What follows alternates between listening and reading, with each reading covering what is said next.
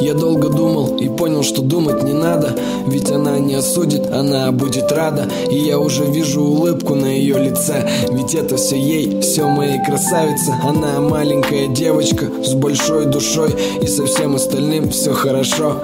И казалось бы, как ее можно обидеть? Но иногда она говорит, что не хочет меня видеть.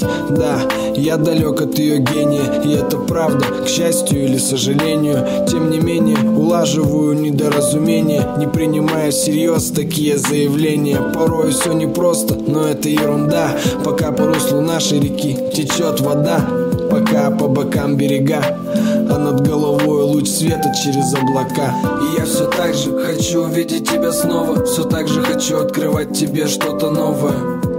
И пока ты будешь рядом, в моей жизни будет хоть какой-то порядок. И я все так же хочу увидеть тебя снова, все так же хочу открывать тебе что-то новое. И пока ты будешь рядом, в моей жизни будет хоть какой-то порядок.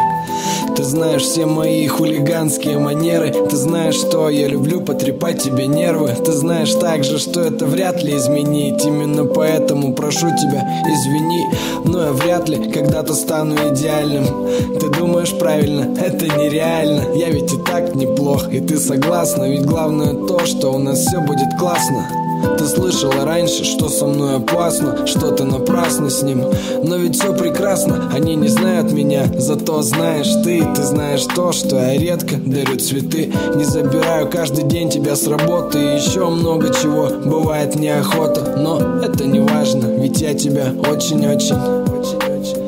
Ты мой ангелочек. И я все так же хочу увидеть тебя снова, все так же хочу открывать тебе что-то новое. И пока ты будешь рядом, в моей жизни будет хоть какой-то порядок.